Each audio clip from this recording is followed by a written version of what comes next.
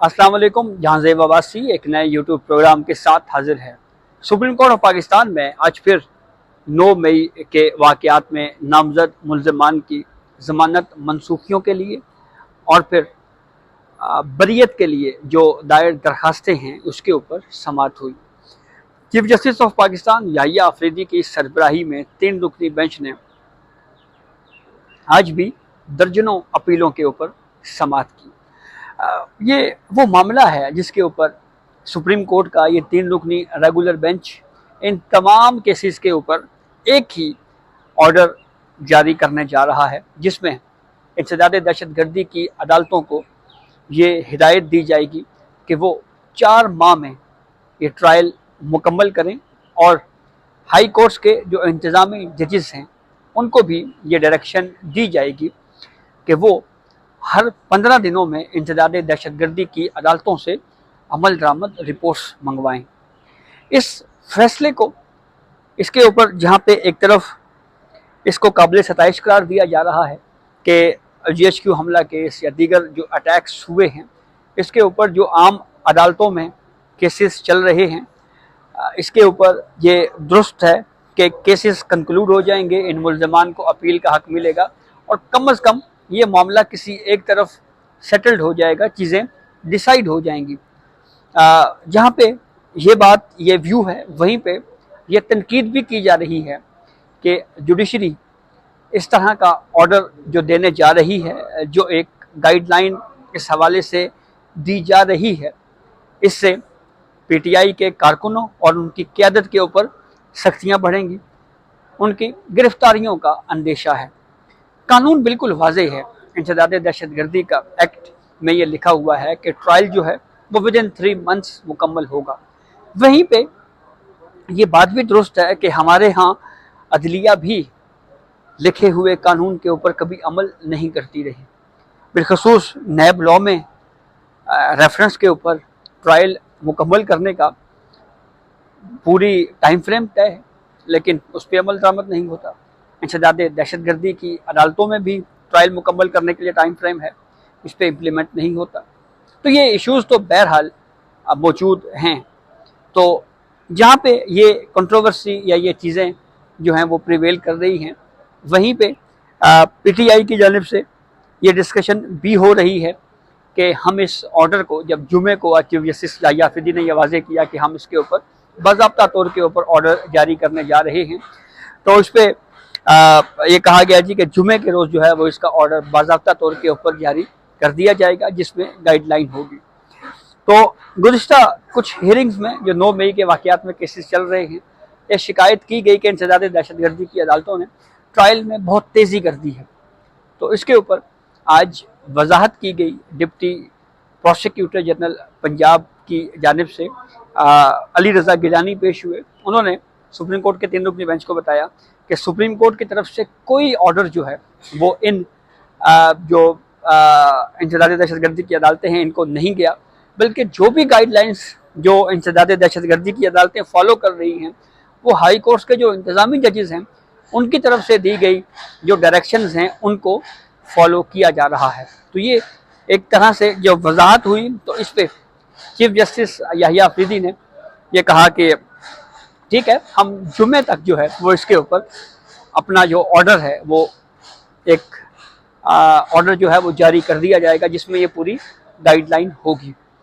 9 मई के वाक़यात में दो कैटेगरीज हैं, एक वो केसेस जो फौजी अदालतों में गए और एक वो केसेस जो इंसदाद दहशतगर्दी की अदालतों में गए। जो फौजी अदालतों में केसेस गए हैं उनको चैलेंज किया गया और बड़े तवील वक्त से उसके ऊपर सुप्रीम कोर्ट में हियरिंग जो है वो चल रही है, जबकि जो सिविलियन अदालतों में ATC में जो केसेस हैं उसमें कहीं पे ये जो एक रिपोर्ट जैसे पंजाब के स्पेशल प्रोसिक्यूटर ने फाइल की कि 20,000 गालिबन 25 से 26,000 ऐसे मुल्ज़मान भी हैं जो अभी एब्सकॉन्डर हैं और ट्रायल बहुत सारे में चालान पेश नहीं हुआ, बहुत सारी स्टेजेस जो हैं वो भी बाकी हैं।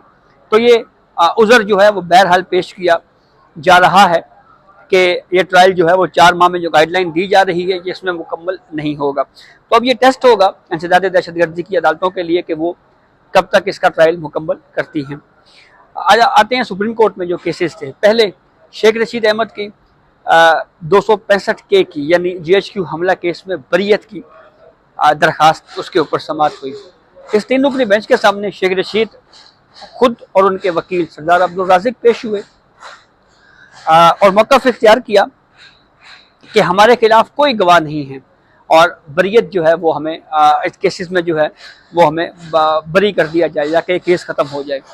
तो हमारे खिलाफ कोई गवाह नहीं है। तो उस पर स्पेशल प्रोसिक्यूटर जुल्फ़िकार नकवी ने कहा जी कि ये तो इनका क्लेम है कि कोई गवाह नहीं है, गवाहान तो हैं। तो कोर्ट ने उनको वक्त दिया है और केस की समाअत जो है ये एडजर्न कर दी गई है।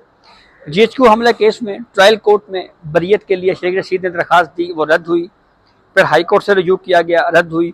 सुप्रीम कोर्ट में आई तो इसके ऊपर आज हियरिंग हुई। इसी तरीके से फिर शहरियार अफरीदी की दरखास्त थी, वो टेकअप हुई जमानत मनसूखी की। उसके ऊपर अदालत ने हुक्म दिया जी कि ये 4 माह में ट्रायल मुकम्मल होगा। फिर सनम जावेद की दरखास्त थी, दरखास्त ज़मानत थी। उसमें एक बड़ा इंटरेस्टिंग पहलू आज की कोर्ट प्रोसीडिंग में सामने उस वक्त आया जब स्पेशल प्रोसिक्यूटर जुल्फ़िकार नकवी ने यह कहा कि रिमांड के ख़िलाफ़ जो रिवीजन में क्रिमिनल रिवीजन फाइल की गई तो उसमें पूरे का पूरा जो केस था वही ख़त्म कर दिया गया, जो चार्जेस थे वही ख़त्म कर दिए गए। ये एक बड़ी यूनिक जो है वो हमने इस ऑर्डर देखा है। तो इसके ऊपर अदालत ने सनम जावेद को नोटिस जारी किया है।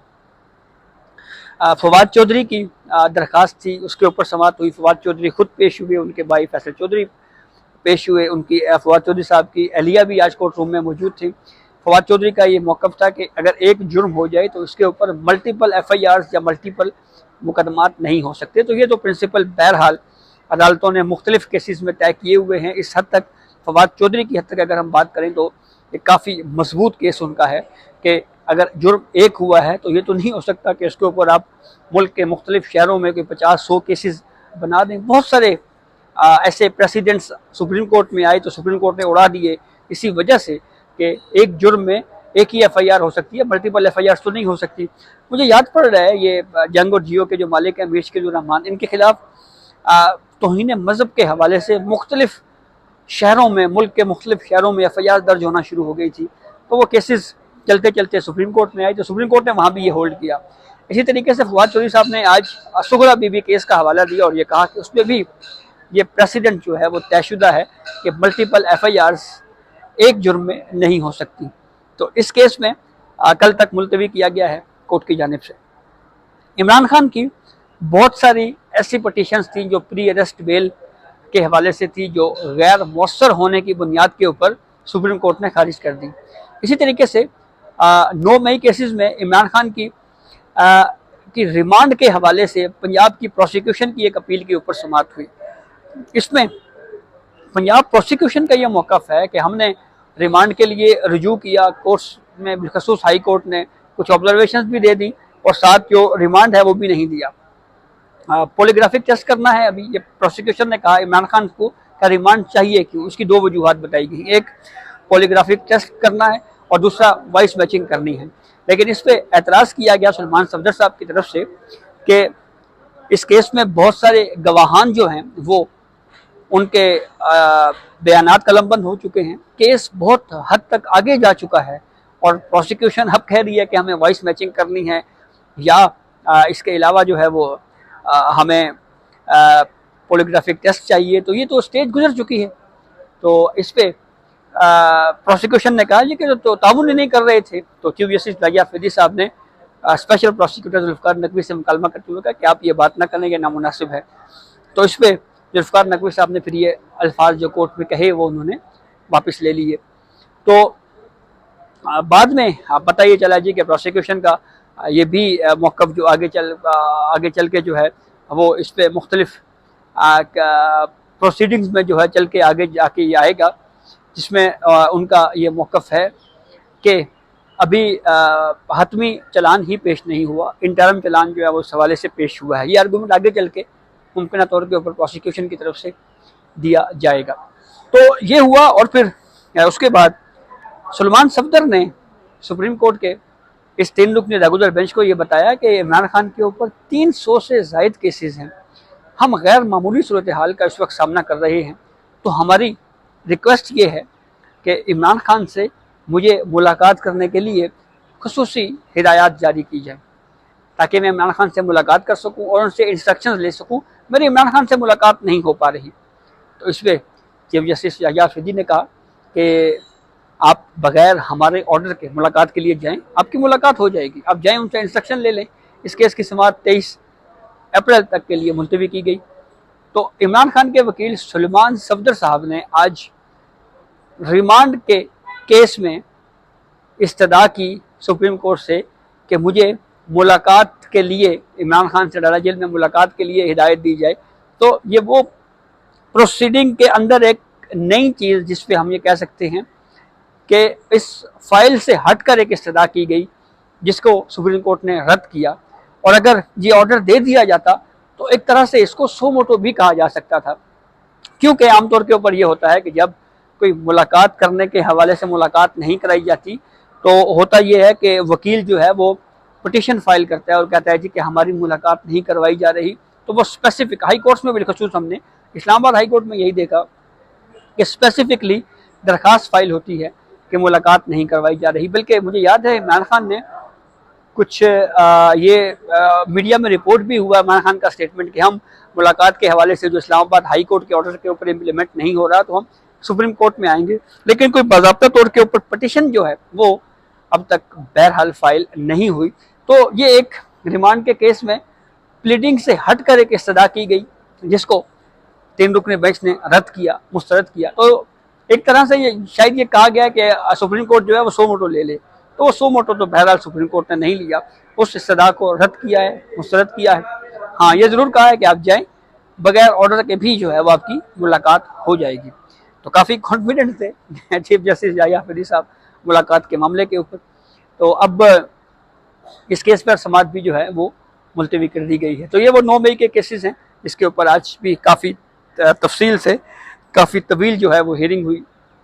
नेक्स्ट वीडियो में हम मिलिट्री कोर्ट्स के हवाले से केस और जो जस्टिस अली बाकर नशफी का ओथ हुआ है और ओथ टेकिंग सेरेमनी के माहौल के ऊपर डिस्कशन करेंगे। तो ये अब तक की अपडेट थी जिससे हमने आपको आगाह किया। बहुत शुक्रिया।